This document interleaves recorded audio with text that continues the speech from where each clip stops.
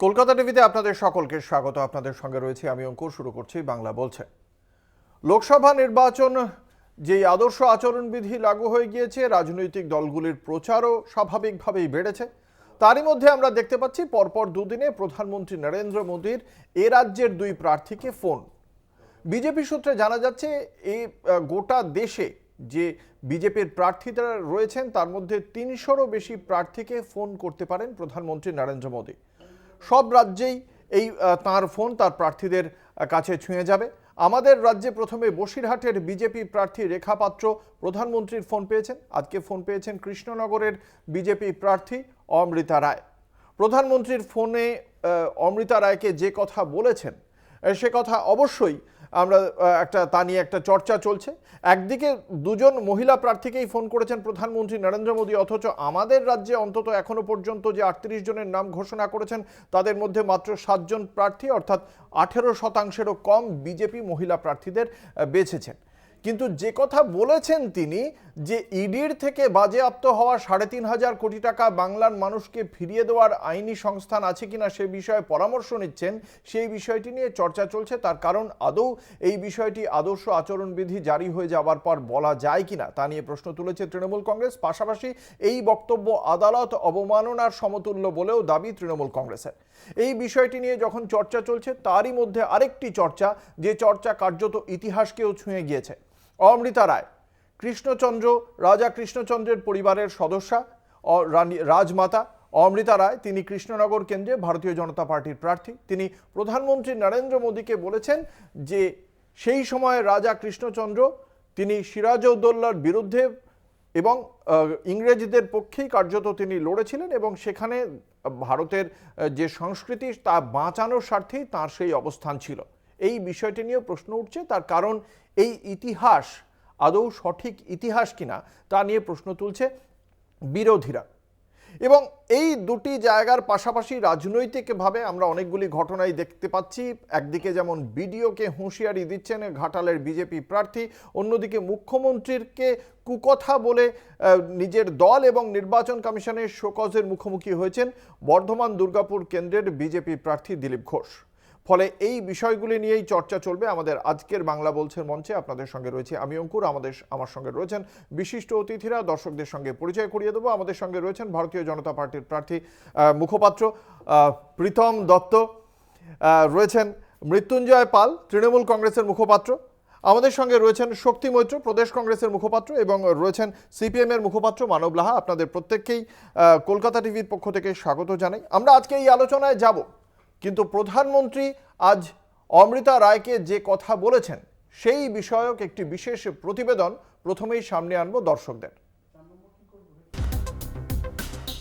तो मैं जो लीगल एडवाइस रह रहा हूँ, तो मेरी इच्छा ये है, अगर मुझे लीगल एडवाइस मिलेगी तो नई सरकार बनते ही जो भी कानूनी प्रावधान करना पड़ेगा, कुछ नियम बनाने पड़ेंगे, तो मैं ये जो 3,000 करोड़ रुपया है, जो जो गरीब लोगों का पैसा है और जिसने इस प्रकार का पैसा रिश्वत में दिया है, उन सबको मैं वापस पैसा करना चाहता हूँ। ইডির বাজেয়াপ্ত ৩,০০০ কোটি টাকা তুলে দেওয়া হবে সাধারণ মানুষের হাতে। ভোটে জিতলেই টাকা ফেরাতে আইনি পদক্ষেপের প্রতিশ্রুতি দিচ্ছেন প্রধানমন্ত্রী। লোকসভা নির্বাচনের আগে মোদির এই প্রতিশ্রুতি নিয়েই উঠছে একাধিক প্রশ্ন।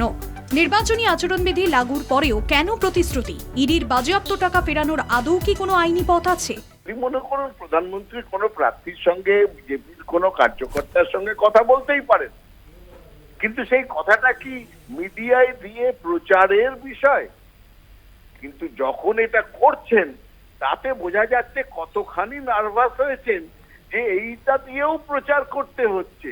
এটাও একটা প্রচারের মাধ্যম। টাকা ফেরত দেওয়ার কথা বলছেন উনি। ভারতবর্ষের মানুষ তো 15 লক্ষ টাকার জন্য অপেক্ষা করে আছে। তো 15 লাখ টাকা এক একটা মানুষের ব্যাংক অ্যাকাউন্টে দেবে, সুইস ব্যাংকের অ্যাকাউন্ট সামনে আনবে। তো উনি কি আবার সেই কথা মনে করাচ্ছেন? ভোটের আগে কি বলেছিলেন জুমলা এগুলো? তো এখন উনি এইসব টাকা পয়সা আনতে গেলে দুর্নীতির টাকা যদি লুট করা টাকা যদি আনতে হয়, তাহলে হেমন্ত বিশ্ব শর্মা, অজিত পাওয়ারদের কথাও মনে রাখতে হয়। সাধারণ মানুষের কাছে টাকা ফিরিয়ে দেওয়ার এই বার্তাকে সামনে রেখেই প্রচার করার কথা বলছেন মোদি। तो आप पब्लिक में जरूर बताइए कि मोदी जी से मेरी फोन पर बात हुई है और उन्होंने कहा है कि बंगाल के लोग विश्वास करें कि जो 3,000 करोड़ रुपए ईडी ने अटैच किया हुआ है, वो 3,000 करोड़ रुपया गरीबों का पैसा है बंगाल के, और वो उनको वापस देने के लिए कोई न कोई रास्ता मैं खोजूंगा। ये जरूर बताइए आप लोगों को। প্রধানমন্ত্রী তো এখন ইলেকশন মন্ত্রী ফোন করছেন, কিন্তু অনেক প্রশ্ন। মণিপুরে ফোন করেছেন কি তিনি? সেই মহিলাদের নগ্ন করা হয়েছিল, ধর্ষণ করা হয়েছিল, মেরে ফেলা হয়েছিল। আচ্ছা, প্রধানমন্ত্রী তো অনেক মহিলা প্রার্থী ফোন করছেন, প্রশ্ন তো রয়েছে। ব্রিজভূষণ শরণ সিং, ওনার এমপি, কি হলো? যৌন নির্যাতন মেয়েদের করলো, কি ব্যাপার? কৃষ্ণনগরের তৃণমূল প্রার্থী মহুয়া মৈত্র, তার সমর্থনেই কৃষ্ণনগর থেকে 31শে মার্চ ভোট প্রচার শুরু করতে চলেছেন মুখ্যমন্ত্রী মমতা বন্দ্যোপাধ্যায়। কলকাতা টিভি।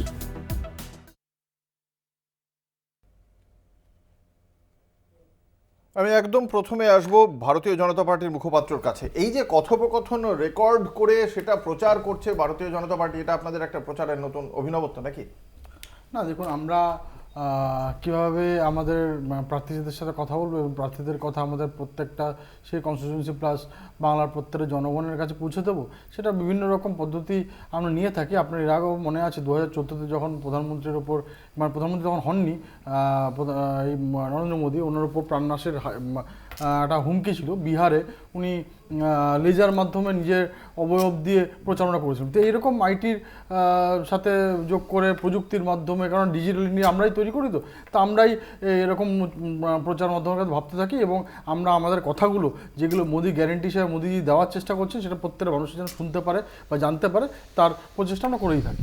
আচ্ছা বেশ, এই যে 3,500 কোটি টাকা দেওয়ার কথা বলছেন, তো এটা কিসের ভিত্তিতে বলছেন? প্রথমত 15 লাখ আসেনি, যেটা তৃণমূলের পক্ষ থেকে বলা হচ্ছে। তৃণমূলের পক্ষ থেকে সে চুরি করার পয়সা ওনারা নিজেরা দিতে পারে না, সব কাজ চুরি করে, এটা ভুল বলছেন। এর আগে প্রধানমন্ত্রী বলেছিল যে টাকা রয়েছে সে টাকা যদি ফেরত আনা যায় তাহলে আমরা আমাদের প্রত্যেকটা অ্যাকাউন্টে প্রায় 15 লাখ টাকা করে দেওয়া যেতে পারে। এবার উনি আজকে যেটা বলছেন 3,000 কোটি টাকা, সেটা তৃণমূলের সব নেতারা, মন্ত্রীরা, কয়লা ভাইপো, এরা সবাই চুরি করা টাকা তাদের থেকে বাজেয়াপ্ত করে। লিপস অ্যান্ড বাউন্সের 10 কোটি টাকা সম্পত্তি বাজেয়াপ্ত করেছে। সুতরাং কালীঘাটের যে সম্পত্তিগুলো, মমতা ব্যানার্জি পরিবারের যে সম্পত্তিগুলো বাজেয়াপ্ত করেছে, যেগুলো মানুষের গরিবের টাকা ছিনতাই করে শুষে নিয়ে এরা করেছিল, সেটা ফিরিয়ে দিতে পারবে বা কীভাবে পারতে হবে তার জন্য আইনি পরামর্শ নেবেন এবং চেষ্টা করবেন সেটা যেন কোনোরকমভাবে কোনো একটা মাধ্যমে সেটা যেন আইনি পদ্ধতি মেনে, as per constitution, as per সব কিছু মেনে যেন সবারকে ফেরত দেওয়া যেতে পারে, তার কথাই শুনবো। দেখুন, দেশের প্রধানমন্ত্রী উনি মন কি বাত বলেন, কিন্তু ভারতবর্ষের জনসাধারণের মনের বাত কিন্তু লাস্ট 10 বছরে উনি একবারও শোনেননি। সাধারণ মানুষের কথার প্রশ্নগুলো যারা তুলে ধরবে, যারা প্রশ্ন করবেন, তারা সাংবাদিক। সংবাদ মাধ্যমের একবারও একটা সাংবাদিক সম্মেলন করে প্রশ্ন নেয়নি গত 10 বছরে। তাহলে মন কি বাত শুধু উনি করেন এবং এই ধরনের প্রচার করেন। উনি বলছেন যে 3,000 কোটি টাকা ইডি যে সম্পত্তি অ্যাটাচ করেছেন উনি নাকি ফিরিয়ে দেবেন, এবং বিজেপির কৃষ্ণনগরের প্রার্থীকে বলছেন এটা জনসাধারণের কাছে গিয়ে বলতে, মানে নির্বাচনী প্রচার করতে। দেখুন, নির্বাচন যেদিনকে ডিক্লেয়ার হয় সেদিনকে থেকে মডেল কোড অফ কন্ডাক্ট চালু হয়। এখন মোদি কোড অফ কন্ডাক্ট যদি ভারতবর্ষে চালু হয়ে থাকে, মোদিজির আমলে তো সব মোদি কোড অফ কন্ডাক্ট, সেখানে তো মডেল কোড অফ কন্ডাক্ট নেই। উনি এই টাকাটা প্রতিশ্রুতি প্রথমত দিতে পারেন না। দিতে যদি দেওয়াই হয় তাহলে এতদিন কেন দেয়নি? আগেই যদি আইন আনার হতো, এতদিন তো সংসদ ছিল, সংসদ চলছিল, উনি আইনটা আনেননি কেন, পাস করেননি কেন? আর ইডি ছেড়ে দিলাম, সিবিআই, মানে সারদা কেসে, অঙ্কুরদা আপনি জানবেন সারদা কেসের টাকাগুলো যেগুলো অ্যাটাচ হয়েছে সেগুলো তো সাধারণ মানুষের টাকা। সেগুলো যদি 12-13 বছর ধরে সিবিআইয়ের কাছে পড়ে আছে, সেই টাকাগুলো এখনো অবধি সাধারণ মানুষের কাছে দিয়ে ওঠেনি কেন? বা যারা লগ্নি করেছিলেন তাদের কাছে, অনেকে তো সুইসাইড করেছিল, তাদের কাছে দেওয়া হয়নি কেন? তাহলে যারা দিতে পারেনি এখনো অবধি। আর মোদিজি কথা বলছেন প্রার্থীদের সাথে না, শশী পাজা আমাদের মন্ত্রী বলছিলেন সাংবাদিক সম্মেলনে, ঠিকই তো, যে উনি একবারও কি মণিপুরের কোনো মহিলার সাথে কথা বলেছেন? উনি একবারও কি সাক্ষী মালিকদের সাথে কথা বলেছেন? উনি একবারও কি ওনার পাশে সংসদ ভবনে যখন ব্রিজভূষণ বসে থাকেন ওনার কি লজ্জায় মাথাটা হেড হয় না? একবারও কি এনাদের সাথে কথা বলার সময় করে উঠতে পেরেছেন? উনি কথা প্রচারের গিমিক করতে পারেন, কিন্তু মোদিজি, উনি এই যে মোদি কি গ্যারান্টি, যারা বলে 15 লক্ষ টাকা, ভাই প্রীতম বলছিল যে কালো টাকা উদ্ধার হলে নাকি উনি 15 লক্ষ টাকা করে দিতেন। যদি ধরেও নি কালো টাকা উদ্ধার হলে দিতেন, কালো টাকা কি উদ্ধার হবে? কালো টাকা তো সব বিজেপির সব ভাইদের নরেন্দ্র মোদীজির সব মেহুল ভাই, নীরব ভাই, বিজয় ভাই, এই ভাইদের গুজরাটি ভাইরা নিয়ে তো বিদেশে চলে বেশ, গেছে। আসবো আমি কংগ্রেসের কাছে। কিভাবে দেখছেন প্রধানমন্ত্রী নরেন্দ্র মোদীর তিনি প্রার্থীদের ফোন করছেন এবং সেটা পাবলিক হয়ে যাচ্ছে, সেটাকে রেকর্ড করে সেটা প্রচারে ব্যবহার করা হচ্ছে, এটা একটা প্রচারের অভিনবত্ব অবশ্যই, এবং তার পাশাপাশি 3,500 কোটি টাকা এই যে ইডির বাজেয়াপ্ত করা টাকা দেওয়া হবে। অঙ্কুর, ইলেকশন ডিক্লেয়ার হয়ে যাওয়ার পর মডেল কোড অফ কন্ডাক্ট শুরু হয়। প্রধানমন্ত্রী বলছেন না টেকনোলজির যুগ, অভিনবত্ব, বলছেন অমৃতা রায়কে ফোন করেছেন, রেখা পাত্রকে ফোন করেছেন এবং বলছেন যে 300 প্রার্থীকে উনি ব্যক্তিগতভাবে ফোন করবেন। সবচেয়ে বড় কথা হচ্ছে যে মোদি যে যে গ্যারেন্টিগুলো দেয় কোনো গ্যারেন্টি বাস্তবে পর্যবেসিত হয় না, এক। দুই হচ্ছে উনি যেটা বলেছে মৃত্যুঞ্জয়, উনি আজ পর্যন্ত প্রেস কনফারেন্স করে আজকে হঠাৎ নির্বাচন ডিক্লেয়ার হয়ে যাওয়ার পর, আমি জানি না নির্বাচন কমিশন এর এগেনস্টে কোনো পদক্ষেপ নেবে কি না নেবে, নির্বাচন ডিক্লেয়ার 3,500 কোটি টাকা, এটা তো উনি নতুন আইন তৈরি করছেন। যে টাকাটা অ্যাটাচড করা হয়েছে, ম্যাথু স্যামুয়েলস আজকে বলেছে, আজকে ডাকা হয়েছিল, বলেছে কোর্ট অর্ডার না দিলে আমি যাব না। 38-39 বার আমি গেছি, আমি আলটিমেট কোনো রেজাল্ট পাইনি। এবং সবচেয়ে বড় কথা হচ্ছে যে পলিটিক্যাল গিমিকের জন্যে, খেলার জন্যে আমি কখনো যেতে পারবো না। মোদি কাকে টাকা ফেরত দেবেন? মোদি কাকে? মোদির আমলে যে যে টাকা বিদেশে চলে গেছে, মোদি একটা প্রতিশ্রুতি 14 সালের সময় যা যা একটা প্রতিশ্রুতিও রাখতে পারেনি, সরাসরি অভিযোগ কংগ্রেসের। আসবো সিপিএম এর কাছে, মানব লাহা, কিভাবে দেখছেন বিজেপির এই স্টান্সকে? দেখো অঙ্কুরদা, বিষয়টা হলো এটা স্টান নয়, চমকের রাজনীতি। আমি গতকালকেও একটা জায়গায় বলেছি যে বিজেপি এটা চমকের রাজনীতি করছে।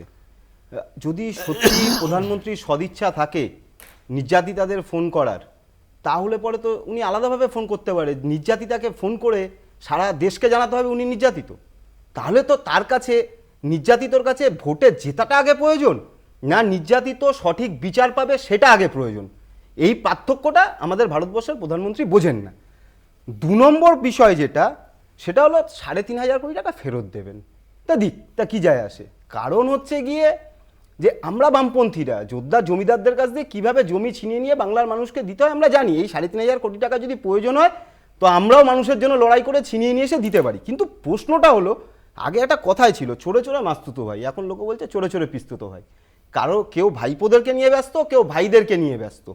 এখন যদি সত্যি এই 3,500 কোটি টাকা যে উদ্ধার হলো, এই টাকা বাঁচানোর যদি প্রশ্ন থাকে, তাহলে সেই প্রশ্নে দাঁড়িয়ে থেকে যখন এই বাংলা থেকে পার্থ চট্টোপাধ্যায়, কেষ্ট, মানিক ভট্টাচার্য এদের বাড়ি থেকে যে টাকা উদ্ধার হলো, এই টাকা যদি ফেরত দেন, তাহলে তো নরেন্দ্র মোদীকেও ভাবতে হবে যে এই অজিত পাওয়ার 70,000 কোটি টাকার কেসে আছে, শুভেন্দু অধিকারী 1,000 কোটি টাকার কেসে, ইয়েদুরাপ্পা, হাসান মুর্শিদ, হেমন্ত বিশ্ব শর্মা, ছগন ভুজবল, প্রেমা খান্ডে, নারায়ণ রানে, এত মানে তৃণমূল যদি দুর্নীতির ড্রেন হয়, বিজেপি দুর্নীতির মহাসমুদ্র, তাহলে এই হাজার হাজার কোটি টাকা, এই টাকাও তো ফেরত নিয়ে আসতে হবে। তার সঙ্গে দাঁড়িয়ে থেকে যে হাজার হাজার কোটি টাকা, মানে করোনার সময় বড় অভিমানী ছেলে, দেশে সবাই দেশে ফিরলো, কিন্তু দেশে ফিরলো না কে? নীরব মোদী, ললিত মোদী, মেহুল চস্কি, বিজয় মালিয়া, এরা যে হাজার হাজার কোটি টাকা নিয়ে পালিয়ে গেল ভারতবর্ষের, সেই টাকাও ফেরত কেন আনা হলো না ভারতবর্ষে? আমরা এই আলোচনায় থাকবো। এই এতগুলো অভিযোগের জবাব অবশ্যই দেবেন বিজেপির মুখপাত্র। একটা ছোট্ট বিজ্ঞাপনী বিরতির পর ফিরে আসছি, সঙ্গে থাকুন। ফিরে এলাম বিরতির পর। আপনারা দেখছেন বাংলা বলছে, আপনাদের সঙ্গে রয়েছে আমি অঙ্কুর। যে আলোচনায় ছিলাম সেখানে একের পর এক অভিযোগ এসেছে বিজেপির দিকে। আমি আসবো বিজেপি মুখপাত্রের কাছে, প্রীতম দত্ত। না দেখুন, আজকে আমরা আমাদের প্রার্থীদের সাথে কথা বলছি, সেটা নিয়ে বিরোধীরা কি বললো না বললো আমাদের কিছু এসে যায় না। আজকে দেখুন, না বিষয়টা তা না, আপনি সেটার উত্তর দিয়ে দিয়েছেন। আমার প্রশ্ন হচ্ছে কি, যে প্রশ্নটা উঠছে 3,500 কোটি টাকা দেওয়ার মতো আইনি সংস্থানই আদৌ নেই তিনি, এবং আদর্শ আচরণবিধি জারি হওয়ার পর তিনি কথা বলছেন যে মামলা আদালতে বিচারাধীন, সেই বিষয়ে প্রতিশ্রুতি দিলে সেটা আদালত অবমাননার সমতুল্য। আসলে মুশকিলটা কি? মুশকিলটা হচ্ছে, দেখুন আমরা কেউ ইশতেহার প্রকাশ করিনি, আমাদের না কংগ্রেসের, আমার মনে হয় না যে কংগ্রেসের ইশতেহার এসছে, ভারতীয় জনতা পার্টির ইশতেহার এসছে। তো আমরা তো ইশতেহার সবাই অনেক পার্টি এখন ইশতেহার করবে যে এটাই তো প্রমিস, আমরা তো এইভাবে করে মানুষের কাছে যাবো যে আমরা এটা করব, আমাদের এটা প্রমিস যে আমরা ক্ষমতায় আসলে আমরা এটা করবো। তো এটাই তো করা হচ্ছে এখানে। এমসিসি কি করে ভায়োলেট হচ্ছে আমরা বুঝতে পারছি না। তবুও সেটা আপনারা অভিযোগ জানাবেন, ইলেকশন কমিশন ভেবে দেখবে বা কি আছে না আছে। কিন্তু কথাটা হচ্ছে যে আমরা তো সবাই ইশতেহার দেবো, ইশতেহারটাও যদি আমরা দিই তাহলে কি এমসিসি ভায়োলেট হবে নাকি? তো আমার মনে হয় কিছু আজকালকার মানে বিরোধীদের বিরোধিতা করতে হবে বলেই সব যারা ইডি, সিবিআই, ইনকাম ট্যাক্স এবং নানা রকম দুর্নীতিতে যারা আবদ্ধ তারা সবাই একত্রিত হয়েছে, ইন্ডি জোট, সেটা বলবে স্বাভাবিক। তো আজকে দেখুন যেরকম এত মহিলা ভোট নিয়ে কথা বলছেন, আপনারা তো মহিলা প্রার্থী দেননি। 38 জনের মধ্যে মাত্র 7 জনকে মহিলা প্রার্থী হিসেবে বেছেছেন, যেটা দ্যাট মিনস অলমোস্ট 18.42%, যেটা 33% বা মহিলা সশক্তিকরণের কথা বিজেপি বড়াই করে বলে, সেখানে এই কজন মহিলা জনপ্রতিনিধির জন্য আপনারা রাখছেন না। দেখুন আজকে আমরা বলি না, আমরা করে দেখিয়েছি এবং আমরা চেষ্টা করব যেন আরো আরো আরো যেন আমাদের কার্যকর্তা, মহিলা কার্যকর্তারা আরো উদ্বুদ্ধ হয় এবং আরো যেন এগিয়ে আসে। আমরা চেষ্টা করছি যেরকম তার উদাহরণ হচ্ছে সন্দেশখালী, আপনারা দেখেছেন যে একদম জাস্ট একটা আন্দোলন যিনি করেছিলেন, যিনি সাহস করে এই আজকের যে শাহজাহান, তাকে মানে শাহজাহান মানে তৃণমূল মানে শাহজাহান বারবার বলি আমি, তো তাদেরকে আজকে তার জন্য গোপন জবানবন্দি দিয়েছেন সাহস করে এসে, তো তাকে তার মতো মহিলাকে আমরা প্রার্থী করেছি। আপনার তো আপনাকে একটু জানিয়ে রাখি, আজকে আমরা দেখিয়েছি এবং সেই বিষয়টি সারাদিন ধরে চলেছে যে আপনার প্রার্থী রেখা পাত্রকে প্রশ্ন করা হয়েছিল যে আপনি কোন ইস্যু নিয়ে লড়বেন। উনি স্পষ্ট জানিয়েছেন কোন ইস্যু আমার কাছে, আমি ঠিক জানি না কোন ইস্যু নিয়ে লড়া হবে। হ্যাঁ, আপনি দেখুন একটা সহজ জানাননি নাকি? না, মুশকিল হচ্ছে। দেখুন আপনারা মানে এইটাই হচ্ছে প্রবলেম, একটা সহজ সরল গ্রামের মেয়ে, সে সাহস করে এসে তার সাহসিকতাকে আমরা শ্রদ্ধা জানিয়ে তাকে আমরা এত বড় লড়াইয়ের একটা জায়গা করে দিয়েছি। তো সুতরাং ও আজকে আস্তে আস্তে জানবে, পলিটিক্সের তো ছিল না, পলিটিক্সটা যেভাবে আজকে সোকল আমরা পলিটিক্যাল যেভাবে অ্যাঙ্গেলে কথা বলি, একটা সাংবাদিক যেভাবে কথা বলে, সেগুলো হয়তো এখন উনি সে শিখে উঠতে পারেনি, সেটা আস্তে আস্তে আস্তে আস্তে উনি সেটা হবে। এবং উনি যে বারবার মানুষের জন্যই কাজ করবে, আমি অন্যান্য অনেক চ্যানেলে আমি আসি দেখছিলাম উনি একটা কথা বলছিলেন, তো মানুষের জন্য কাজ করাটাই তো সবার আগে, ওটাই ইস্যু, মানুষের জন্য কাজ করাটাই ইস্যু। মুশকিলটা হচ্ছে কাজ করাটাই, মানুষের জন্য কাজ করাটাই ইস্যু। এটাই অন্যান্য এই ইন্ডি জোটের যেটা পিন্ডি চটকে গেছে মোটামুটি বাংলায়, তো সেটার থেকে বেরিয়ে গিয়ে অন্য কথা বলা, মানুষের জন্য কাজ করাটাই তো আসল। শুনি। প্রথম কথা হলো যে মডেল কোড অফ কন্ডাক্ট, যেটাকে মোদি কোড অফ কন্ডাক্ট আমরা বলছি, 2009 সালে যেটা হয়েছিল সেটাকে আবার রেকটিফাইড করে কিছু 31 আগস্ট 2013-তে যেটা 138 পাতা। প্রীতমের যদি আমি প্রীতমকে এখনই পাঠিয়ে দিতে পারি, আমার মোবাইলে আছে। মডেল কোড অফ কন্ডাক্টে প্রত্যেকটা জিনিস আলাদা আলাদাভাবে রাষ্ট্রের, সরকারের, গভর্নমেন্ট ইসের, কীভাবে ইলেকশন কমিশন, পুল, প্রত্যেকটা জিনিস ভাগ করা আছে।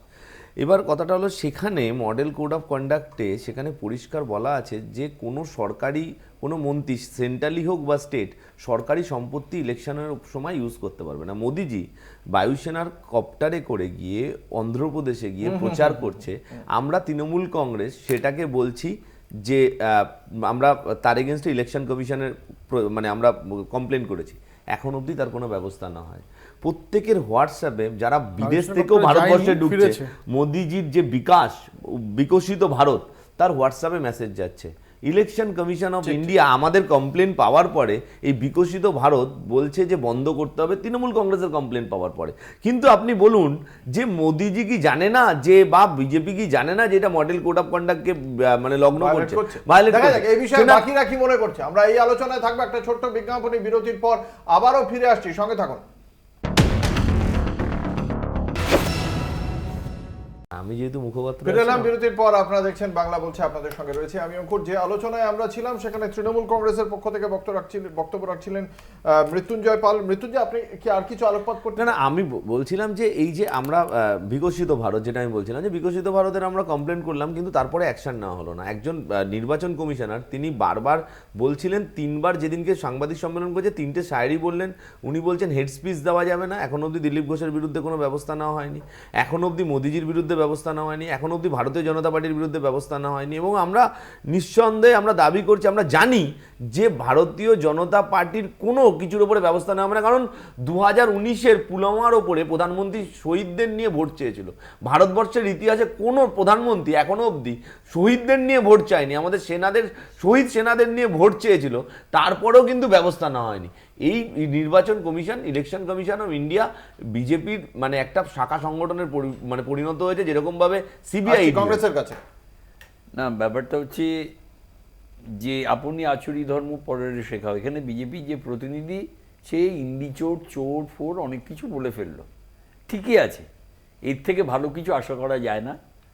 নরেন্দ্র মোদী যা করছেন, ইলেকশন কমিশনটা উনি নিজের একটা তন্ত্রীবাহক, ইলেকশন কমিশনের যে একটা সেপারেট এন্টিটি থাকে, পৃথক সত্তা থাকে, এবং ইলেকশন ডিক্লেয়ার হওয়ার পর যে কতগুলো কোড অফ কন্ডাক্ট থাকে, অভিযোগ করা সত্ত্বেও অভিযোগগুলো শুধু লজই হচ্ছে, তার এগেনস্টে কোনো রকম কোনো অভিযোগ যে নেওয়া হবে অ্যাকশান, একটা অ্যাকশানও নেওয়া হচ্ছে না। আমি জানতে চাই যেটা, যে আজকে এটা নাকি মডার্ন টেকনোলজির একটা অঙ্গ, এটা নাকি মহিলাদের আগামী দিনে এগিয়ে নিয়ে যাওয়ার একটা অঙ্গ।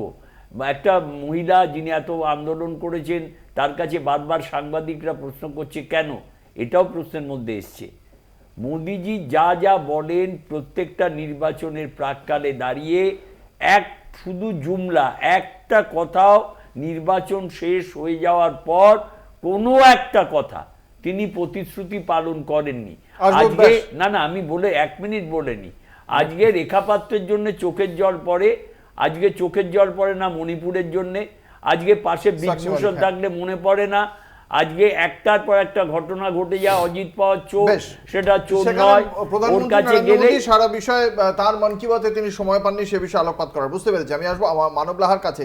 এই যে ধরুন প্রধানমন্ত্রী নরেন্দ্র মোদী এত মহিলাদের ফোন করছেন এবং তিনি বলছেন মহিলাদের সশক্তিকরণের কথা। প্রথমত বিজেপির প্রার্থী তালিকায় মহিলাদের সেই স্থান আমরা দেখতে পাইনি। দ্বিতীয়ত প্রধানমন্ত্রী নরেন্দ্র মোদী যে জায়গাগুলোয় সভা করতে এসেছিলেন সেই জায়গাগুলি হচ্ছে আরামবাগ, অপরূপা পোদ্দার, বারাসত কাকলি ঘোষ দস্তিদার, কৃষ্ণনগর, মহুয়া মৈত্র, 3টি মহিলাদের জায়গা, এবং তাদেরকে পরাজিত করতেই প্রধানমন্ত্রী নরেন্দ্র মোদীর প্রথমবার আসা। এবং এখনো পর্যন্ত আমরা দেখতে পাচ্ছি এই রাজ্যে মহিলাদের জন্য যত প্রকল্প হয়েছে, বিজেপি অত প্রকল্প অন্যান্য রাজ্যে তেমন ভাবে করতে পারেনি। সেই জন্যই কি মহিলা ভোটের দিকে এতটা নজর বলে মনে করে বামেরা? না, শুধু তাই নয়, বিষয়টার থেকে দৃষ্টি সরিয়ে দিলে তো হবে না। আসল ঘটনাটা হচ্ছে বিজেপি মহিলা বিরোধী একটা দল, এরকম মন্তব্য বারবার দেখতে পাওয়া গেছে বিজেপির নেতৃত্বর মুখ দিয়ে। দ্বিতীয় প্রশ্ন হলো যে নরেন্দ্র মোদীর এত ভালোবাসা রেখাপাত্রের ওপরে, খুব ভালো কথা, রেখাপাত্রের মতন তো বহু রেখাপাত্র আছে, মৌসুমী কয়াল, টুম্পা কয়াল, দেখেছিলাম তো যখন কামদুনি ঘটনা হয়েছিল, একদিকে তৃণমূল নেত্রী যখন বলছেন সাজানো ঘটনা, পার্ক স্ট্রিট ঘটনা ছোট ঘটনা, তখন এই বিজেপি কোথায় ছিল? একটা মিছিল, একটা মিটিং আপনারা কেউ দেখাতে পারবেন? প্রতিবাদ দেখাতে পারবেন না। আর তার থেকে বড় প্রশ্ন, আপনি যদি নেটে দেখেন, এখন তো নেটের যুগ, আপনি দেখুন সারা বিশ্বে 1 নম্বর নারী নির্যাতনে দখল করে আছে কে? ভারতবর্ষ। এখন প্রশ্ন হলো, রেখাপাত্ররা যদি শক্তি স্বরূপ হয়, তাহলে টুম্পা কয়াল, মৌসুমী কয়াল নয় কেন? তাহলে সাক্ষী মালিক, যে ভারতবর্ষের বেটি বাঁচাও বেটি পড়াও ব্র্যান্ড অ্যাম্বাসাডার, তাকে যখন তারই সাংসদ যখন নির্যাতন করে, তারপরেও সে সংসদে গিয়ে বসে থাকে, সেই ক্ষেত্রে যখন ভারতবর্ষের আইকনরা নিজের মেডেল পার্লামেন্টে ফেলে দিয়ে আসে, তখন নরেন্দ্র মোদীর সময় হয় না? ওই মণিপুরে যখন একটা মহিলাকে নগ্ন করে মারে, তখন তাদের সময় হয় না? বিলকিস বানুকে ফুল করার সময় হয় না? আমি একটা লাইন বলে দিই, ওর উত্তর দিতে সুবিধা হবে। শুধুমাত্র পশ্চিমবঙ্গ নয়, অরুণাচল প্রদেশ, মিজোরাম, মণিপুরও একটা মহিলা ক্যান্ডিডেট দেয়নি Bharatiya Janata party, not a single candidate. প্রথম কথা হচ্ছে, দেখুন আমার তো এখন থেকে মনে হচ্ছে যে মানে আমি ইলেকশনের পরে এদের মুখ থেকে যা শুনবো সেটা আজকেই এরা বলে দিচ্ছে।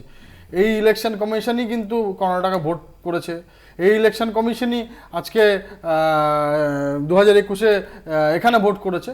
তো আমরা হারার পর কারোর উপর দোষ চাপাইনি। আসলে মুশকিলটা হচ্ছে এদের কাছে না আছে ইস্যু, না আছে কিছু, সুতরাং কাউকে বলতে হবে দোষ। এর আগে এরপরে দেখবেন হয়তো ইভিএম এর পর এখন অব্দি দোষ চাপায়নি, কিন্তু এরপরে দোষ চাপাবে। কিন্তু আজকে দেখুন, আমি তোমার সঙ্গে বলি প্লিজ, এবার আমরা যে 400 পার করে আরো অনেক দূর যাবো, 100% এটা আমি আজকে ইন্ডিজোটের কথা শুনে কনফার্ম হয়ে গেল যে আমাদের পশ্চিমবঙ্গ খুব ভালো হয়ে গেল। এবার মহিলাদের জন্য বলি, আজকে পশ্চিমবঙ্গে আর পশ্চিমবঙ্গে সারা ভারতবর্ষে 3 তালাকের বিরোধিতায় যে আইন এনেছে কিন্তু নরেন্দ্র মোদী সরকারই এনেছে, সেখানে আজকে সংখ্যালঘু মহিলাদের জন্য যে আইন করে প্রবর্তন করেছে, এর আগে এই তৃণমূল ছিল, তারা কোনোদিনও মহিলাদের ভাবেনি, তারা শুধু ভোট ব্যাংক পলিটিক্স করেছে। আমি এরপর আমি বলতে দেবো না, এরা শিওর থাকো, এরা শিওর থাকো। আজকে সাক্ষী মালিক, হ্যাঁ বলছি দাঁড়াও, আজকে তুমি বলে না মহিলাদের জন্য, আজকে সংখ্যালঘু মহিলাদের জন্য যে বিলটা এনেছে সেটা নরেন্দ্র মোদী সরকারই এসেছে। আজকে ওমেন্স বিল, সেটাও কিন্তু আজকে অনেক দিনের স্বপ্ন, সেটার কথাও কিন্তু নরেন্দ্র মোদী এসেছে। এই যে আজকে সাক্ষী মল্লিকের কথা বলছো, এরা আমরা দেখেছিলাম এরা কি করে সবাই মিলে আন্দোলন শুরু করেছিল, তারপর আমরা দেখেছিলাম। ভাই আমাকে বলতে দাও, তুমি একটার পর একটা কোশ্চেন করো, শুনেছি না, এবার একটা প্রশ্ন আমি উত্তর দিতে দাও, নাকি উত্তর দিতে দেবে না, সব প্রশ্ন করে নাও তবে উত্তর দেবো, বলতে দাও। তো সাক্ষী মালিক যখন আন্দোলন শুরু করেছিল, আপনাদের মনে আছে ভারতবর্ষের গৃহমন্ত্রী তাদেরকে ডেকে কথা বলেছিল এবং জিজ্ঞেস করেছিল কি অসুবিধা সুবিধা, এবং তার এনকোয়ারিটা দিল্লি পুলিশ করেছিল। দিল্লি পুলিশ প্রেস কনফারেন্স করে জানিয়েছিল যে কোনো তাদের বিরুদ্ধে কোনো রকম কোনো এভিডেন্স পাওয়া যায়নি, এবং পোস্কো যে মামলা হয়েছিল তার যে মেয়েটিকে দিয়ে করিয়েছিল সেই মেয়েটির বাবা অন ক্যামেরা বলেছিল যে আমার মেয়েকে দিয়ে মিথ্যা মামলা করিয়েছিল, মিথ্যা মামলা করিয়েছিল। তারপরে আমরা দেখলাম এই সাক্ষী মালিকরা, এই সাক্ষী মালিকরা এই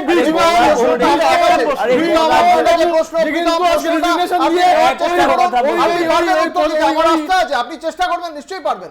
আমার প্রশ্ন হচ্ছে যে সাক্ষী মালিক যখন মানে অর্থাৎ যিনি ব্র্যান্ড অ্যাম্বাসাডার, এক মিনিট, ব্র্যান্ড অ্যাম্বাসাডার সাক্ষী মালিক তার মানে যদি মিথ্যা অভিযোগ করে থাকেন তার বিরুদ্ধে কেন এখনো পর্যন্ত উল্টো মানে পাল্টা কোন রকম তদন্ত বা কিছু হয়নি? মুশকিলটা হচ্ছে দেখুন, আপনি এখনি বললেন যে এদের বিরুদ্ধে একটা প্রশ্ন মানে আগে সব করোনা দলের না না মানব এক মিনিট, প্রীতমকে আমি প্রশ্ন করছি। আমার প্রশ্ন হচ্ছে সাক্ষী মালিক আপনার বক্তব্য অনুযায়ী যে তদন্ত হয়েছে সেখানে এই তদন্তে ওই ব্রিজভূষণ সিং যিনি আপনাদের সাংসদ তার বিরুদ্ধে কোনো অভিযোগ করেননি সংশ্লিষ্ট ব্যক্তি, তার মানে সাক্ষী মালিক আবার তুমি তোমার কথাটা আমার মুখের উপর বসিও না। আমি কি বললাম, আমি বললাম যে যেই করেছিল সেটা আপনার দিল্লি পুলিশ তদন্ত করে দেখেছে, কোনো রকম কোনো এভিডেন্স পাইনি। আর যে পোস্কো মিথ্যা অভিযোগ করেছে তুমি বলেছো, আমি একবার অভিযোগ করেছি, আমি একবার তুমি আর্কাইভ করো দেখো ক্যামেরা বলেছো না, আমি বলিনি মিথ্যা অভিযোগ, আমি বললাম দিল্লি পুলিশ সাজানো অভিযোগ করে এই কথাটা বলেছে, সাজানো অভিযোগ কথাটা বলেছে। এক সেকেন্ড বলছি বারবার বলছি, দাদা শুনে নাও, পুরো কথাটা শোনো। পোস্কো যে মামলাটা হয়েছিল সেই পোস্কো মামলায় যে মেয়েটি করেছিল তার মেয়ের বাবা গিয়ে বলেছিল যে আমার মেয়েকে দিয়ে সাজানো অভিযোগ করেছিল, এটা অন ক্যামেরা বলেছে। প্রেস কনফারেন্স গুলো দেখে নিও, তাহলে তোমাদের আরেকভাবে বুঝতে পারবে। এটা গেল সাক্ষী মল্লিক। এবার হচ্ছে মণিপুর যেই ঘটনাটা সেটা ব্রিটিশ আমল থেকে চলছে, ওটা জাতি বিদ্বেষ চলছে। এই কংগ্রেস গিয়ে ওখানে দিয়েছিল, এই কংগ্রেস আজকে সেটার সাথে একটা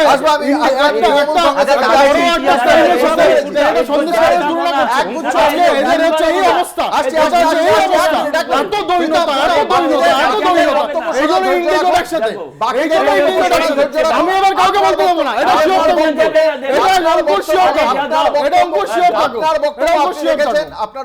আমি আমার বক্তব্য সবার কথা বলেছি, আপনার বক্তব্য আমার বক্তব্য সবার কথা বলেছে, আমার যেটা এটা মাথায় রাখো।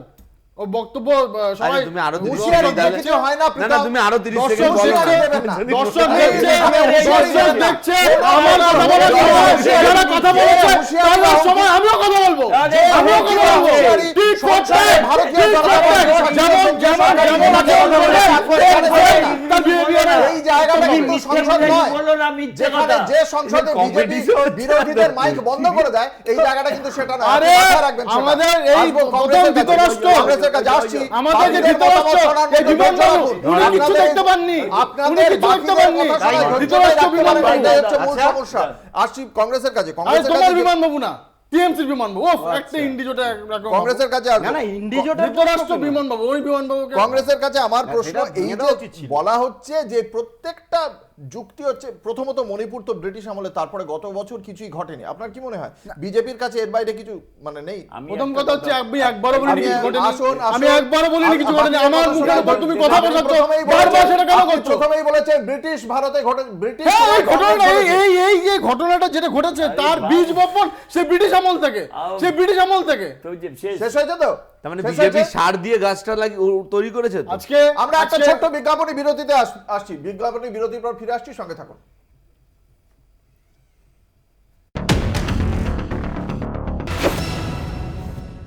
মধ্যে আছে মোহনাকে ফিরে এলাম বিরতির পর। আপনারা দেখছেন বাংলা বলছে, আপনাদের সঙ্গে রয়েছে আমি অঙ্কুর। ভারতীয় জনতা পার্টি একের পর এক তথ্য এবং তাদের যে যুক্তি তা দিয়েই যাচ্ছে। তারই মধ্যে আমরা আজকে আরেকটি বিষয় পরিলক্ষিত হলো, তৃণমূল কংগ্রেসের পক্ষ থেকে আজকে একটি এই বিষয়ে পোস্টও করা হয়েছে।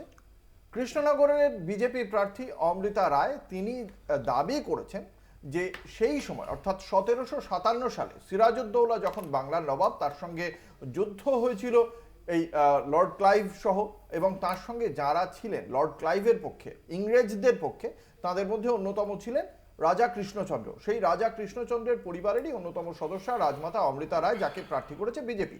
এবার এই রাজমাতার বক্তব্য, সেই সময় যদি সিরাজউদ্দৌলার বিরুদ্ধে তারা না দাঁড়াতেন তাহলে সংস্কৃতি থেকে শুরু করছে ধর্ম সমস্ত কিছুই বিপন্ন হয়ে পড়তো। এই যে দাবি, এই দাবি সম্পর্কে প্রথমত কংগ্রেসের কাছে আসতে চাইবো যে ঠিক কি মনে করে এই দাবিকে তারা কি এই ইতিহাসই পড়েছেন? দেখুন, অমৃতা রায় কৃষ্ণগড়ের রাজবাড়ির মহিলা, প্রায় জীবনের প্রান্তিক জায়গায় এসে উনি নির্বাচনে পদপ্রার্থী হয়েছেন। ইতিহাসটা কতটুকু পড়েছেন আমার জানা নেই। 1757 খ্রিস্টাব্দে সিরাজউদ্দৌলা লর্ড ক্লাইভের লড়াই, আমরা পড়াশুনো যতটুকু জানি, আমরা তো থ্রেট করে কথা বন্ধ করে দিতে জানি না। কোনো জায়গায় বলা নেই যে রাজা কৃষ্ণচন্দ্র যদি তখন ব্রিটিশদের পক্ষে লড়াই করে তাদেরকে না আটকাতেন তাহলে ভারতবর্ষের সমস্ত সনাতন সংস্কৃতি, হিন্দু সব নষ্ট হয়ে যেত। এটা বলবে তার কারণটা হচ্ছে একটাই কারণ, যখন সাধারণ মানুষের স্বার্থে বলবার কিছু থাকে না তখন কখনো ধর্ম, কখনো মহিলা সংরক্ষণ, কখনো বলবেন যে মহিলাদের সম্মান প্রদর্শনের জন্য মোদি, অর্থাৎ এখানেও ধর্ম এবং বিভাজনের রাজনীতি বলে আপনি মনে করছেন? না, শুধু ধর্ম বিভাজন নয়, ইতিহাসটাকে বিকৃত করে ইতিহাস বিকৃত করা, মানুষের সামনে সিপিএম কিভাবে উপস্থাপিত দেখছে করা, সেটা সবচেয়ে বড় অন্যায়। সিপিএম কিভাবে দেখে? দেখার কোনো বিষয় নেই। ইতিহাসকে বিকৃত করা হচ্ছে, ধর্ম আর মানুষের মধ্যে বিভেদ তৈরির চেষ্টা এই বিজেপি সরকার বহুদিন ধরে করছে। আর আমরা বামপন্থীরা প্রথম থেকে বলে এসেছি যে মানুষ আর এই ধর্ম, এই দুজনের মাঝখানে বিভেদের গাছ যদি তোলার চেষ্টা করে সবচেয়ে বড় প্রাচীর হয়ে দাঁড়িয়ে থাকবো আমরা বামপন্থীরা। মানুষকে ধর্মের নামে আমরা লড়াতে দেবো না। 2 নম্বর হলো গিয়ে ইতিহাস। 1757 সালে ইতিহাসটা একটু মনে করিয়ে দিতে চাই যে জগৎ সেট নামে একজন ছিল, যেই সময় হচ্ছে ফরেন কারেন্সি এক্সচেঞ্জ করত। তার সঙ্গে কৃষ্ণচন্দ্র রায়ের খুব ভালো সুসম্পর্ক ছিল, এবং পরবর্তী ক্ষেত্রে জগৎ সেটের সঙ্গে যখন নবাব সিরাজদৌল্লার সমস্যা তৈরি হয়, ঝামেলার ফলে নবাব সিরাজদৌল্লা জগৎ সেটের গায়ে হাত তোলে, আর তারপরে জগৎ সেট এই লর্ড ক্লাইভের সঙ্গে হাত মিলিয়ে ভারতবর্ষতে আক্রমণ করবার প্রথম পদক্ষেপ তৈরি করেছিল। আর সেই সময় কৃষ্ণচন্দ্র রায় জগৎ সেটকে সমস্ত রকম সাহায্য করেছিল। আর সেই সময় জগৎ সেট তার সমস্ত সম্পত্তি কৃষ্ণচন্দ্র রায়ের কাছে লুকিয়ে রেখে গেছিল। এই ইতিহাসকে তো আপনি গুলিয়ে দিতে পারবেন না ছোটবেলা থেকে যে ইতিহাসটা পড়ে এসেছি।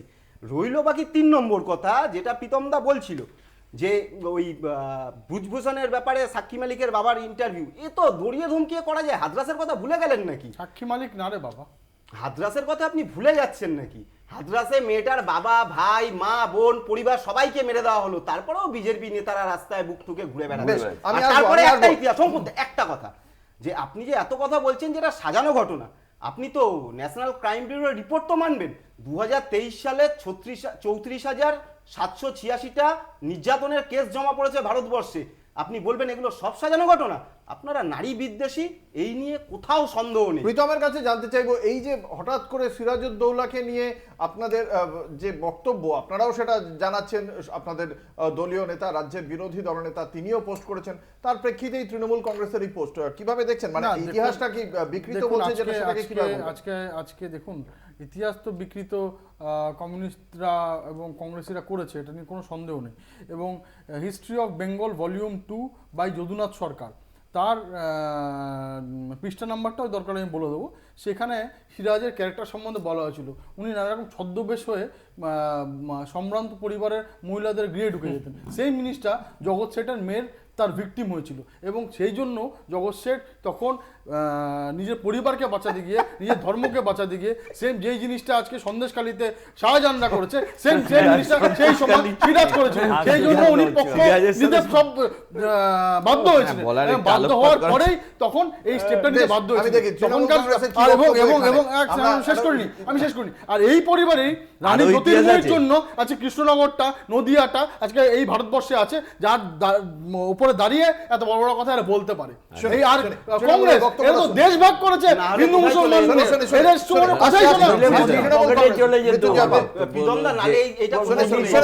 প্রথম কথা হলো যে আমরা পলাশির যুদ্ধ যে পড়েছি, যেখানে সিরাজ পরাজিত হলো, ব্রিটিশ মানে ক্ষমতায় আসলো, মানে দখল নিল, এবং বাংলার শেষ স্বাধীন নবাব সিরাজদৌল্লা, নবাব সিরাজদৌল্লা। তো নবাব সিরাজদৌল্লা, তার সাথে মির্জাফর, কি হয়েছিল, জগৎ শেঠ, রাজা কৃষ্ণচন্দ্র, তার কি ভূমিকা, এগুলো আমরা ইতিহাসে পড়েছি, আলাদাভাবে পড়ার চেষ্টা পড়েছি যতটা জানি। কিন্তু কোথাও এই কথা লেখা ছিল না যে এই মহিলাদের সম্ভ্রম, বলে দিলাম সন্দেশখালী, এগুলো বিজেপি নতুন করে যদুনাথ সরকার। প্রথম কথা হলো, ধরো এইবার হলদিঘাটির যুদ্ধ হচ্ছে, এটা তো বিজেপি বলেছে যে এবার মানে মোগল সাম্রাজ্য নিয়ে কোনো আলোচনা করা যাবে না, বলা যাবে না, তো সেটাও তো বলেছে। তাহলে ধরুন হলদিঘাটির যুদ্ধ হচ্ছে, আকবরের সাথে ড্যাশের যুদ্ধ হচ্ছে, ড্যাশ ঘোড়া নিয়ে যাচ্ছেন, ড্যাশের এই ঘোড়া, মানে আমরা কি ইতিহাসটা এইভাবে পড়বো? মানে বিজেপি এইভাবে ইতিহাসটাকে রচনা করছে। মোগল সাম্রাজ্য নিয়ে আমরা আকবর বলতে পারবো না, আমরা বাবর বলতে পারবো না, কিন্তু আমরা যদি মহারানা প্রতাপ বলি তখন কিভাবে আকবরের সাথে হলদিঘাটি যুদ্ধ। তো বিজেপি এরকম।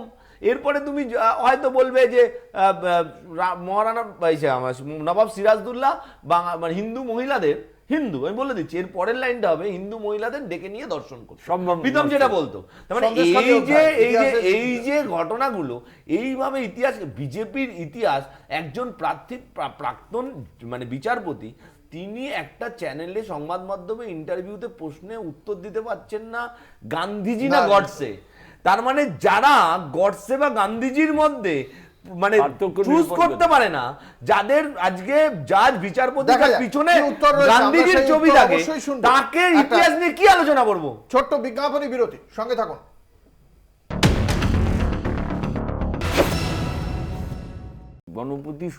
বিরতির পর আপনারা দেখছেন বাংলা বলছে, আপনাদের সঙ্গে রয়েছে আমি অঙ্কুর। যে আলোচনায় আমরা ছিলাম সেখানে আমরা বেশ কয়েকটি বিষয় নিয়ে আলোচনা হয়েছে। একদিকে সিরাজউদ্দৌলার প্রসঙ্গ থেকে শুরু করে তার পাশাপাশি ৩৫০০ কোটি টাকা দেওয়ার প্রতিশ্রুতি, কিন্তু এরই মাঝে আর অন্যান্য যে বিষয়গুলি নির্বাচনী বাজারে বারংবার আলোচনায় উঠে আসছে, তার মধ্যে অন্যতম বিরোধী রাজনৈতিক দলগুলির বিরুদ্ধে বিভিন্ন কেন্দ্রীয় এজেন্সি লাগিয়ে দেওয়া। আমরা এখানেও দেখতে পাচ্ছি যে আগামীকাল কৃষ্ণনগরের তৃণমূল কংগ্রেসের প্রার্থী মহুয়া মৈত্র, তাকে তলব করা হয়েছে এনফোর্সমেন্ট ডিরেক্টরেটের পক্ষ থেকে।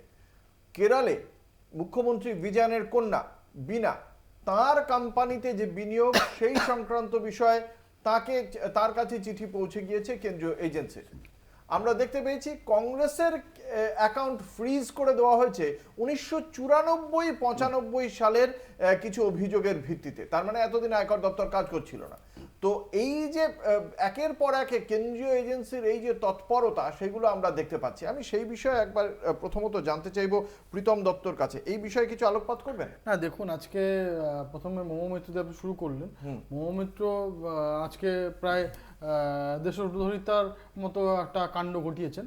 তো তার জন্য আজকে ইডি সিবিআই তদন্ত করছে, এবং বিস্তারিত জানতে চাই দেশদ্রোহিতাটা কি, আপনি যদি একটু বলেন। আমরা তো চাই যে দেশদ্রোহিতাটা কি করলে, দেশদ্রোহিতা মানে দেশদ্রোহিতাটা কি করেছে ভাই আমাকে বলতে দাও, আমি জানতে চাইছি। আপনি একজন সাংসদ, একজন বলতে দাও বলুন আজকে দেশদ্রোহিতাটা কি বলতে হবে। না বলতে হবে, আপনি দেশদ্রোহিতাটা যেমন বলেছেন দেশদ্রোহিতাটা বলুন। আমি বলেছি, হ্যাঁ বলছি তো, দেশদ্রোহিতার মতো এরকম একটা কাণ্ড কি যে উনি নিজে আইডি আইডি পাসওয়ার্ড যেটা পার্লামেন্টে, সেটা যদি ওই একটা আরে টাকার সেটা তো বিনিময়ে তোমার- একজন সেটা ইন্ডাস্ট্রিকে তো- বিক্রি ওটা তো করেছেন, বেআইনি ছিল না। একজন ইন্ডাস্ট্রিকে বিক্রি করেছেন, সেটা কাকে যদি বিক্রি করেছেন? সেটা যদি কাকে বিক্রি করেছেন? আচ্ছা কোন টেররিস্টদের কাছে কাকে বিক্রি করেছেন? টেররিস্টদের কাছে যেতে পারতো। কাকে বিক্রি করেছেন? হীরা নন্দনী বলে যে বিক্রি করেছেন? বিক্রি কথাটা আপনি ব্যবহার বিক্রি করলেন। করেছেন? বিক্রি করেছেন, বিক্রি তারপরে করেছেন? হচ্ছে উনি বিক্রি? উপঢৌকনের আপনি আবার বলছেন বিক্রি, আপনি আবার যারা জানেন বিক্রি করা যায়। প্রীতম, বিক্রি শব্দটাকে আপনি প্রত্যাহার করবেন না আপনি রাখবেন? আমি না আমি রাখবো, এবং আমি চ্যালেঞ্জ মানে করে কিভাবে বলবো, বিক্রি? উনি বিক্রি আরে করেছেন, কি তার বিক্রি? কারণ হচ্ছে উনি বলতে দাও। উনি কি ওই আবোল তাবোল ব্যাগ- বলছেন? ভাই, এই ভাই। ব্যাগ আর জুতোর এই মাধ্যমে বলাই হচ্ছে না। প্রীতম, আপনাকে দামি মনে ব্যাগ করবো, আর জুতোর বলবো, মাধ্যমে আমি রাখবো। দেশের লোকসভার এথিক্স কমিটি বিক্রি শব্দটা বলেনি, আপনি বলছেন। আপনাকে আবার জিজ্ঞাসা করছি, আপনি এটা আমি প্রত্যাহার আপনাকে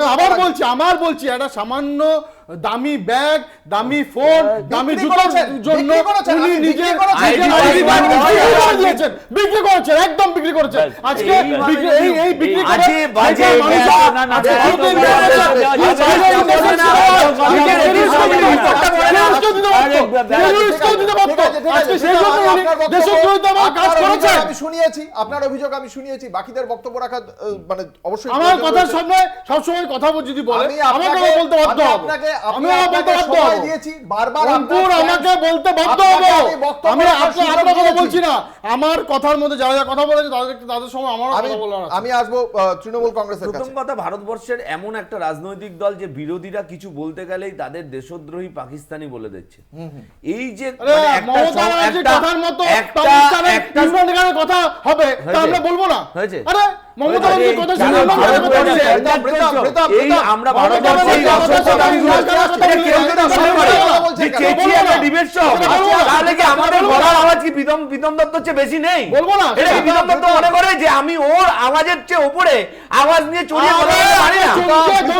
পারবেন না, বলেছেন বাংলা সর্বনাশ করতে পারবেন না। হয়েছে? প্রীতম, আমি আপনাকে বলছি যেটা, বাকিদের বক্তব্য শোনার ধৈর্য রাখুন। না না, এর আগে তো আমার কথা ধৈর্য রাখার কথা ছিল তো। আপনার আপনি যখন পক্ষপাতিত্ব করছেন কেন? এর আগে আপনাকে আপনার বক্তব্যটা শেষ করতে অঙ্কু, দিয়েছি। এর আগে আমার কথা শুনুন কেন প্রথম কথা হলো আপনি- এথিক্স কমিটি অঙ্কুরদা যে রিপোর্ট দেওয়া হয়েছে এথিক্স কমিটির, এই যে বলা হচ্ছে যে আইডি পাসওয়ার্ডের কথাটা উঠছে। আইডি পাসওয়ার্ড দিয়ে কি করা যায়? দুটো জিনিস করা যায়। এক হলো কোশ্চেন আপলোড করা যায়, সেকেন্ড হলো তোমার যে ফ্লাইট বা যাতায়াতের ট্রাভেল বিলস অ্যাড করা যায়। সেই ট্রাভেলস বিল এবং কোশ্চেন আপডেট করার জন্য, এবং প্রশ্নগুলো সবাই দেখতে পারে সংসদে। স্পিকার যদি মনে করতো যে এই প্রশ্নগুলো ভারতবর্ষের জন্য ক্ষতিকারক, উনি সংসদে সেখানে তখনই বলতে পারতেন। এক, দ্বিতীয় বারবার কথা, তো সেখানে কোর্টে গিয়ে এক মিনিট হেরেছে। দাঁড়াও, বারবার তো কোর্টে গিয়ে হেরেছে। কে হেরেছে কোর্টে গিয়ে সেটা দেখা যাবে, এখন অবধি সুপ্রিম কোর্টে কেস চলছে। জানো না ভুলভাল আরে এখানে দিল্লি কেউ বলো না।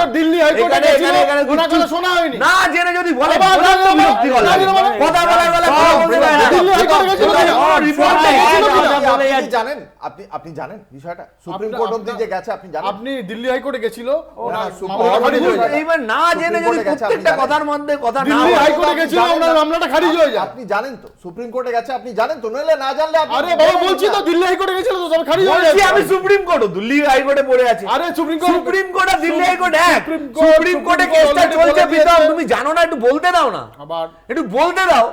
তারপরে প্রত্যেকটা কথার মাঝখানে বললে মুশকিল, শোটা তো শেষ হয়ে যাবে।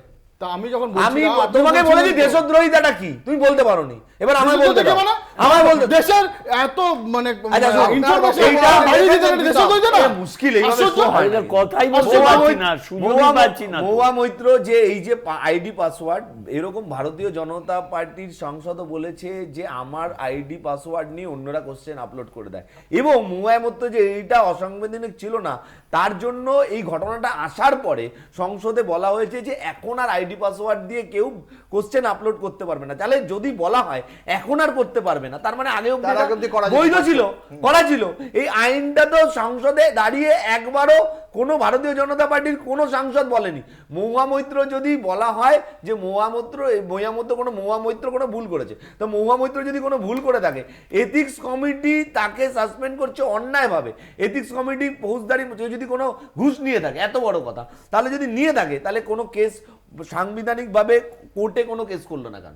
আপনি যদি কোনো যদি জায়গায় ঘুষ নিয়ে থাকেন, তাহলে মহুয়া মৈত্র অনেক ক্ষেত্রে তৎপরতা দেখায়নি। কিসের এই তৎপরতা? এই কেসে একজন বহু- জঙ্গি, অনেক একজন সাংসদ তৎপরতা। দাঁড়িয়ে যখন আরেকজন সাংসদকে মানে যেই ভাষায় অসাংবিধানিক ভাষায় আক্রমণ করে, তার বিরুদ্ধে এথিক্স কমিটি গিয়ে মিটিং করে তাকে সাসপেন্ড করা হয়েছে। তার পাশে দাঁড়িয়ে আরেকজন সাংসদ হাসছে, বিজেপি সাংসদ। আমরা এথিক্স কমিটিকে দেখেছি এই ধরনের, এবং এথিক্স কমিটি থেকে আজকে ইলেকশন কমিশন অফ মানে যে কমিটি, সেখানে সুপ্রিম কোর্টের প্রধান বিচারপতিকে সরিয়ে দিয়ে তার লোককে নিয়ে আসা, প্রত্যেকটাকে তো আজকে প্রত্যেকটাকে বেশ, পুষ্টিগত আমি আসলে করার চেষ্টা মহামুদ্রার করছে। বিষয়ে কংগ্রেসের অবস্থানটা জানতে চাইবো। সামনে নির্বাচন, তার আগে তাকে ডেকে পাঠানো হচ্ছে এই ইডির পক্ষ থেকে, যাতে তিনি নির্বাচনী প্রচারে না থাকতে পারেন। কিভাবে না দেখছেন? না, এটা ভারতীয় জনতা পার্টির নির্বাচনে প্রতিদ্বন্দ্বিতা করবার সবচেয়ে বড় অস্ত্র, একটার পর একটা হচ্ছে। আজ হচ্ছে সিসোদিয়া অ্যারেস্ট হয়েছে কেজরিওয়াল, মহুয়া মৈত্রকে নিজে সেলফ এক্সপ্লানেশন করতে দেওয়া হয়নি। একটা মার্ডার করলেও সেলফ এক্সপ্লানেশন করতে দেওয়া হয়, সেটাও দেওয়া হয়নি। এথিক্স কমিটি গিয়ে তার সামনে পার্লামেন্টে মানে গণতন্ত্রের মন্দিরে যেভাবে অকথ্য ভাষায় ফিল্ডি ল্যাঙ্গুয়েজ ইউজ করা হয়েছে, পাশে দাঁড়িয়ে আরেকজন হাসছে। আরে মহুয়া মৈত্রর পাসওয়ার্ডে উপঢৌকন মানে কোনো আমি ইউজ করতে দিয়েছি, তার বিরুদ্ধে আমি কটা ব্যাগ যা অভিযোগ, আরে তার জন্য একটা এফআইআর লঞ্চ করা হোক, এফআইআর অ্যাকিউজ করা হোক। আর দিল্লি কোর্ট তার কথা শোনেনি, সর্বোচ্চ আদালতে যে কেসটা এখনো সাবজুডিস হয়ে আছে সেটাও জানানো নাই। আমি একটা কথা পরিষ্কারভাবে আপনাদেরকে আবার বলে দিচ্ছি যে Bharatiya Janata party, ED, CBI, election commission সমস্ত গুণকে সেন্ট্রালাইজ করে নির্বাচনের বৈতরণী পার হতে যাচ্ছে। এটা তাদের প্রথম ব্যাপার নয়। কেরলের মুখ্যমন্ত্রী তার কন্যাকেও তলব করা হয়েছে, কিভাবে দেখছেন আপনারা এই বিষয়টিকে? আমি প্রথমে একটা কথা বলে নিই অঙ্কুরদা, সেটা হলো যে ভারতবর্ষে আগে শুনতে পেতাম বন্দে ভারত চলছে, এখন বন্ডে ভারত চলছে। কোটি কোটি টাকা বন্দে ভারতের ফান্ডে গেল, ওষুধ কোম্পানিগুলোর কাছ দিয়ে টাকা নিল, এই টাকা মানুষের ঘাড় দিয়ে তোলা হচ্ছে। আমি নিজে একজন এমআর সমাজ থেকে বিলং করি, আমি নিজে একজন এমআর। প্রতিদিন সকালবেলা ওই ছেলে মেয়েগুলো রাস্তায় বেরোয়, রোদ বৃষ্টি ঝড়ে ঘুরে বেড়ায়, তাদেরকে বলা হয় ওষুধের দাম বাড়ছে, তাদের নাকি মাইনে দেওয়ার জন্য, ইনসেনটিভ দেওয়ার জন্য। আসলে এই বিজেপি এরা জানেই না যে বাজারে ওষুধের যোগান আর কোম্পানি থেকে সেটা নিয়ে আসা প্রোডাকশন, এই দুটোর সেতু বন্ধনের কাজ করে এমআররা। কোম্পানির লভ্যাংশের 5% এমআররা পায় না, কিন্তু সেই কোটি কোটি টাকা ওষুধ কোম্পানিগুলোর কাছ দিয়ে বিজেপি তুললো। এখন ঘটনা হচ্ছে মন্ত্রী, এমএলএ, এমপি কেনাবেচা চলছে, পরিষ্কারভাবে কথা হয়ে গেছে, তুমি আমায় সিট দাও তাহলে তুমি জেলের বাইরে থাকবে, যদি সিট না দাও তাহলে তুমি জেলের ভিতরে যাবে। পুরো চলছে ওই বাসুলি ভাই ছিল মনে আছে তো, ওই গোলমাল টুতে বাসুলি ভাই দেখেছেন, এটা হচ্ছে বাসুলি ভাই পদ্ধতি চলছে। এই কেরালার এখন কিছু পাচ্ছেন না, কেরালার মুখ্যমন্ত্রীর পিছনে পড়েছে। তো আমি বলছি কেরালার মুখ্যমন্ত্রী কেন, ওই আপনাদের অমিত শাহ বলেছিল না ফাইল খুললে অনেকে বিপদে পড়বে, সেই রাজ্যের মুখ্যমন্ত্রী বলেছে, অমিত শাহ বলেছে খুলুন না ফাইল। বিপদ ফাইল খুলতে গিয়ে ওনার নেতা নেত্রী সব একের পর এক ফাঁসছে। ইলেকট্রাল বন্ডে ওই হাফ পাওয়ারের থেকে টাকা নিয়েছে, কিন্তু আল্লাহর ফাইল কিন্তু আর খুলছে না। আমরা এই আলোচনায় থাকবো, একটা ছোট্ট বিজ্ঞাপনী বিরতির পর আবারও ফিরে আসছি এই আলোচনায়। দেখতে থাকুন বাংলা বলছে।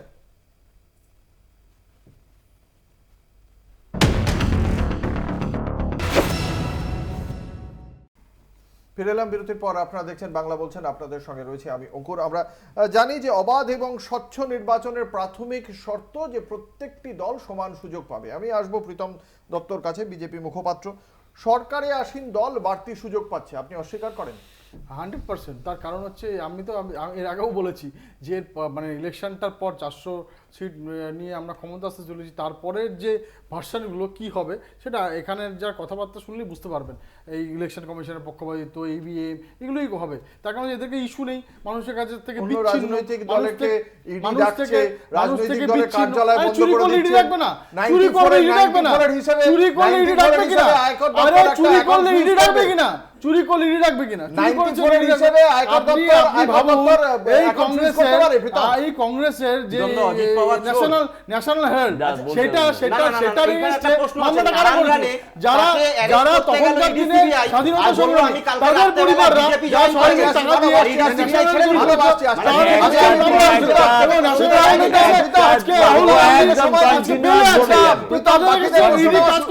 বাকিদের প্রশ্ন শুনুন। আমি বক্তব্য, আমার প্রশ্ন হচ্ছে গিয়ে, আপনি বললেন যারা চোর তাদেরকে অ্যারেস্ট করবে না, তা যারা চোর প্রধানমন্ত্রীও তো বলেছিলেন যে কারা কারা চোর, তাদের নাম তো প্রধানমন্ত্রী ম্যাক্সিমাম মামলা সুপ্রিম কোর্ট বা আদালতের নির্দেশে হচ্ছে বা মনিটরিং এ হচ্ছে। BJP আপনাদের কাছে বলেছিল তো, সেই নারায়ণ রায়কে চোর বলেছিল তো। এভিডেন্স থাকলে ইমিডিয়েটলি চলে যান। চোরের আমরা নারায়ণ বারবার রায় বলি বলেছিল তো। যে এখানে তারা বাজার চোর গরম করে বলেছিল, লাভ নেই, তাদেরকে যা বাজার গরম করে লাভ নেই। আপনাদের তো কোর্টের প্রতি আস্থা আছে নাকি সেটাও নেই। বিজেপি দায়িত্ব আপনাদের কি ভারতবর্ষের আইনের প্রতি আস্থা আছে?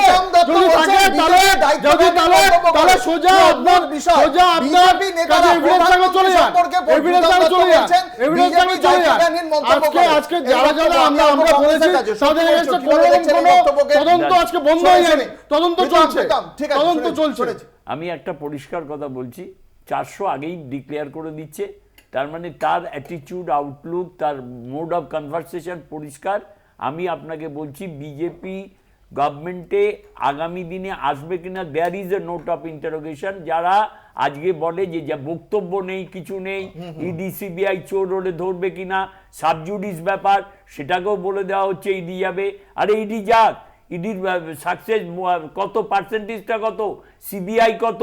আজকে মহুয়া মৈত্র যদি অ্যাকিউজড হয়, মহুয়া মৈত্রকে ডেফিনেটলি করুক, কিন্তু কথা হচ্ছে শুধু রিভেঞ্জ নেওয়ার জন্যে, ভিন্ডিকটিভ অ্যাটিটিউডে প্রত্যেকটা বিরোধী রাজনৈতিক দলকে। ভিন্ডিকটিভ অ্যাটিটিউড, আমরা তার একটা ছোট্ট উদাহরণ তুলে ধরবো দর্শকদের সামনে। 2018 সেপ্টেম্বর মাস, ক্রনোলজি কো সমঝিয়ে। 2018 সেপ্টেম্বর মাসে হরিয়ানা পুলিশ জমি দখলের অভিযোগ করলো। সেই অভিযোগে কে অভিযুক্ত হলেন? রবার্ট ভাদ্রা। রবার্ট ভাদ্রাকে সম্পর্কে আপনারা জানেন, প্রিয়াঙ্কা গান্ধীর স্বামী রবার্ট ভাদ্রা। তাকে বারংবার জিজ্ঞাসাবাদ করা হলো, 7 থেকে 8 বারের বেশি জিজ্ঞাসাবাদ করা হলো, কিন্তু সেই যে জমি কেলেঙ্কারি, তা সেখানে যার নাম উঠে এসেছিল সেই ডিএলএফ সংস্থা, তার কিছুদিনের মধ্যেই আমরা দেখলাম ভারতীয় জনতা পার্টির অ্যাকাউন্টে কোটি কোটি টাকা দিল। এবং 2018 সেপ্টেম্বর মাসে যিনি অভিযুক্ত, তার সম্পর্কে 2019-এর লোকসভা ভোটের প্রচারেও সেটা গিয়েছিল। তারপরে হরিয়ানা বিধানসভা এবং লোকসভা ভোট শেষ হয়ে গেল। ইডি আনুষ্ঠানিকভাবে আদালতে কি জানালো? কোনো নিয়ম ভাঙা হয়নি এই জমি বন্টনে বা জমি কেনা বেচার ক্ষেত্রে, এবং রবার্ট ভাদ্রাকেও ক্লিন চিট। কি বলবেন মৃত্যুঞ্জয় পাল, আপনাদের ক্ষেত্রেও এখন এই বিভিন্ন নেতার বিরুদ্ধে একই অভিযোগ? না দেখুন, আমার কথা হলো যে ইডি সিবিআই, আমরা তো বলছি যে একটা শাখা সংগঠন ভারতীয় জনতা পার্টির, একে দিয়ে ভোটের বৈতরণী পার করার চেষ্টা করছে, কিন্তু বিজেপি এমন একটা দল যারা প্রকাশ্যে বলছেন যে চাঁদা দো ধান্দা লো, যে মেঘা ইঞ্জিনিয়ারিংয়ের মতো একটা ইনফ্রাস্ট্রাকচার প্রাইভেট লিমিটেডের মতো একটা কোম্পানি, যাদের বিরুদ্ধে বিভিন্ন অভিযোগ, তাদের বিরুদ্ধে যখন সিবিআই রেট হচ্ছে, ইনকাম ট্যাক্স রেট হচ্ছে, তারা গিয়ে চাঁদা দিয়ে দিচ্ছে এবং তারা গিয়ে মানে ওয়াক অর্ডারগুলো পেয়ে যাচ্ছে। মেঘা ইঞ্জিনিয়ারিং মতো হিমাচল প্রদেশে যারা অর্ডার পেয়েছে তারা কারা? এবং হিমাচল প্রদেশে যে মানে যে লয়ার অবজেকশন করছে না বেলের জন্য, যেটার মধ্যে শ্রমিকরা আটকে গেল 40 দিন ধরে, সেই যে টানেলটা তৈরি হচ্ছিল, সে একই ব্যাপার, চাঁদা দো ধান্দা লো। যারা 14টা কোম্পানির বিরুদ্ধে, যাদের বিরুদ্ধে সিবিআই বা ইডি বা ইনকাম ট্যাক্স রেড হয়েছে, তারা প্রত্যেকে গিয়ে ভারতীয় জনতা পার্টিকে টাকা দিয়েছে। চাঁদা দো ধান্দা লো, এক্সটর্শন চলছে। আপনি টাকা দিন, না হলে ভারতীয় পলিটিক্যাল লিডার হলে হয় ভারতীয় জনতা পার্টিতে আসুন, না হলে আর পলিটিক্যাল লিডার না হলে যদি আপনি ব্যবসায়ী হন তাহলে আপনি টাকা দিন। এক্সটর্শন চলছে ভারতীয় জনতা পার্টির কাছে। এরপরে এই যে অভিযোগ, আপনিও বলছেন, ভাসুলি ভাই একই কথা বলছেন, ভিন্ন সুরে তৃণমূল কংগ্রেস। ইন্ডিয়া জোটের পক্ষ থেকে এখনো পর্যন্ত সেই জোটটাকে খুব একটা আমরা জেল করতে দেখিনি, কিন্তু আপনাদের সুর কিন্তু বিজেপির বিরুদ্ধে মোটের ওপর এক। কিন্তু বিজেপি যেভাবে এই কেন্দ্রীয় সরকারি এজেন্সিকে কাজে লাগাচ্ছে বলে আপনাদের অভিযোগ, আপনারা কি ভোটে কোনো মানে আশাব্যঞ্জক কিছু ফল করবেন বলে আপনাদের বিশ্বাস আছে? মানুষ কি বুঝবে? বিষয়টা হলো গিয়ে যে আশাব্যঞ্জক ফল বলতে মানুষ আজকে নিজের ভুল বুঝতে পারছে। ওই 2 হাতের লাড্ডু আর সেদিনের স্বপ্ন সবটা ভেঙে গেছে। ভারতবর্ষ ক্ষুধা সূচকে শেষের দিকে, শিক্ষায় শেষের দিকে, স্কুল ছুটে শেষের দিকে। আসলে একটা নজর ঘুরিয়ে দেওয়ার চেষ্টা চলছে যে ভোটের নির্বাচনটা কিন্তু গোটা দেশের নির্বাচন। এখানে মানুষের কাজ, মানুষের খাবার, দেশের নীতি নির্ধারণ করা হয়। সেই জায়গাটা থেকে মূলত আমরা সবাই দৃষ্টিটাকে সরিয়ে ফেলছি। আজকে ভারতবর্ষের সরকার আমাদের কোন জায়গা দিল? এরপর যদি মা বোনেদের সম্মান নিয়ে খেলা হয়, রামকে গিয়ে বলবে আমার সম্মান বাঁচাও, কাজ না থাকলে রামকে গিয়ে বলবে আমার সম্মান বাঁচাও, আমাকে কাজ দাও। আমরা বলছি সুনির্দিষ্ট পথ দেখাতে হবে। বামপন্থীরাই পারে এ দেশে, এ রাজ্যে নতুন পথ দেখাতে। মানুষ কারো উপর আস্থা রাখবে 4 জুন বোঝা যাবে। কিন্তু আজকে শেষ করবো এই আলোচনা একটা বিষয় নিয়ে, আমি প্রীতম দত্তর কাছে আসবো। একটা ছোট্ট বিষয়, এরই মধ্যে আমরা দেখতে পাচ্ছি নির্মলা সীতারামন, কেন্দ্রীয় অর্থমন্ত্রী, তার স্বামী পরকালা প্রভাকর, এই পরকালা প্রভাকর আজকে বলেছেন শুধুমাত্র দেশে নয়, গোটা বিশ্বের মধ্যে সবচেয়ে বড় দুর্নীতি হচ্ছে ইলেকটোরাল বন্ড।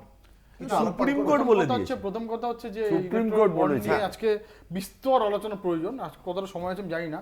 তার কারণ হচ্ছে যে আমার ডান পাশে যেসব তারা বসে রয়েছে তারা কত টাকা পেয়েছে, তাদের টোটাল জনভিত্তি এবং তাদের পাবলিক রিপ্রেজেন্টেটিভ অনুযায়ী আমরা কত পেয়েছি সেটা সবাই জানে। আমি শুধু একটা উদাহরণ দিই, এই আমরা পেয়েছি।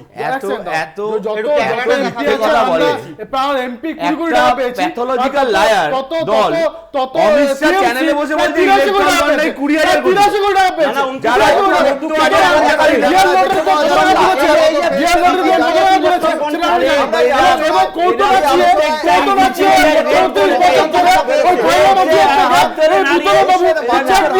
আমরা সেটাও দেখেছি।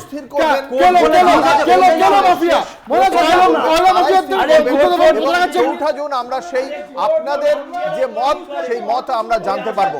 আজকের আলোচনা আমাদের সঙ্গে ছিলেন প্রীতম দত্ত, মৃত্যুঞ্জয় পাল, শক্তি মৈত্র, মানব লাহা। আপনাদের প্রত্যেককে আপনাদের মতামতের জন্য অসংখ্য ধন্যবাদ। শেষ করছি বাংলা বলছে। দেখতে থাকুন কলকাতা টিভি, রাত দিন 7 দিন।